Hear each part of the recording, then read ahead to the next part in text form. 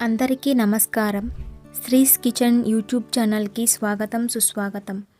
ఆషాఢ మాసంలో వచ్చే పండుగల్లో అత్యంత పవిత్రమైనది తొలి ఏకాదశి. ఈ రోజున శ్రీ మహావిష్ణువు క్షీరాబ్దిలో యోగనిద్రలోకి వెళ్తాడని అంటారు. అందుకే ఈరోజు ఉపవాసం ఉన్నవారికి విశేష ఫలితం దక్కుతుందని మన నమ్మకం. అయితే తొలి ఏకాదశి అనగానే మనందరికీ గుర్తుకు వచ్చే ప్రధాన నైవేద్యం పేలాల పిండి.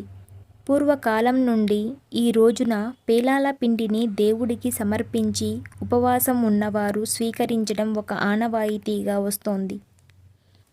ఈరోజు మన వీడియోలో తొలి ఏకాదశికి ప్రత్యేకంగా ఒకే రకం పేలాలతో 2 రకాల సాంప్రదాయ ప్రసాదాలు చేయబోతున్నాం.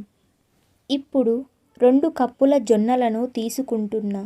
ముందుగా ఒక బాణలిలో సగానికి పైగా నీళ్లను బాగా ఉడుకు పట్టే విధంగా సెలకాగనివ్వాలి.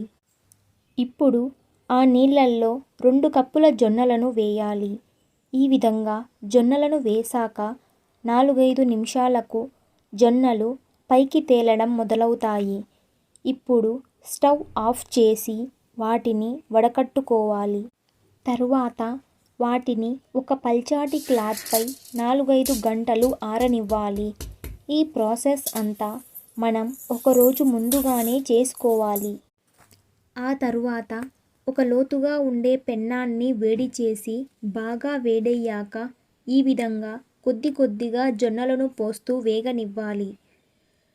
2-3 నిమిషాల తరువాత జొన్నలు పేలాలవడం స్టార్ట్ అవుతుంది. అప్పుడు ఒక మూతని పెన్నం పైన కవర్ చేస్తూ పెట్టాలి. ఈ విధంగా జొన్నలన్నింటినీ వేపుకోవాలి. జొన్నలన్నీ పేలాలు అవ్వకపోవచ్చు. తరువాత పేలాలని మువ్వలని వేరు చేసుకోవాలి. 1 కప్పు మువ్వలకి 2 కప్పుల బెల్లం తీసుకొని 2-3 యాలకులను వేసుకొని కొద్ది కొద్దిగా మిక్సీకి వేసుకుంటూ మెత్తని పొడిగా చేసుకోవాలి. ఇలా పిండిని 2 సార్లు మిక్సీ పట్టుకోవడం వల్ల పిండి మెత్తగా అవుతుంది. 2-3 టేబుల్ స్పూన్ల నెయ్యిని వేడి చేసుకుని ఆ పిండిలో వేసి బాగా కలుపుకోవాలి. తరువాత వాటిని ఉండలుగా కట్టుకోవాలి. ఇప్పుడు పేలాల పిండి రెడీ. ముందుగా మనం దేవుడికి దీనిని సమర్పించాలి.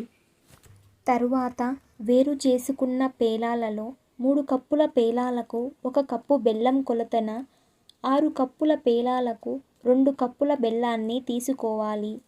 ఈ బెల్లంలో చిన్న గ్లాసు నీళ్లు పోసుకుని బెల్లం కరిగే వరకు సన్నని మంటపై కలుపుతూ ఉంచాలి. చిన్న చిన్న రవ్వలు పోవడానికి బెల్లాన్ని వడకట్టుకోవాలి. పాగు కోసం కలుపుతూ ముద్దపాగు వచ్చేదాకా మీడియం ఫ్లేమ్లో కలుపుతూ ఉండాలి. ఈ విధంగా పాగు ముద్దగా వచ్చాక అందులో కొంచెం బేకింగ్ సోడా, కొంచెం యాలకుల పొడి వేసుకుని కలపాలి.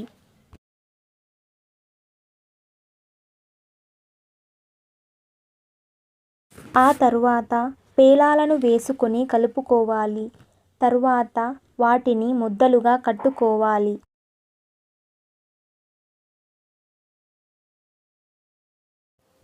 ఈ పాగు గట్టిపడినట్లు అనిపిస్తే సన్నని సెగపై కొంచెం సేపు పెట్టుకుంటూ ముద్దలు కట్టుకోవాలి.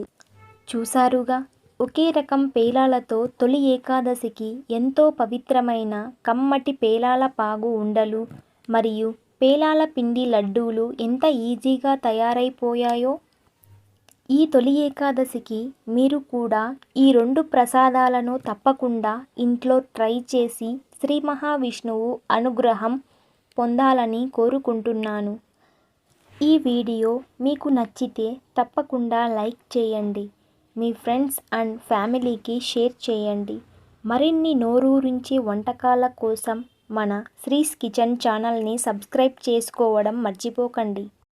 అందరికీ తొలి ఏకాదశి శుభాకాంక్షలు. Happy cooking from శ్రీస్ kitchen.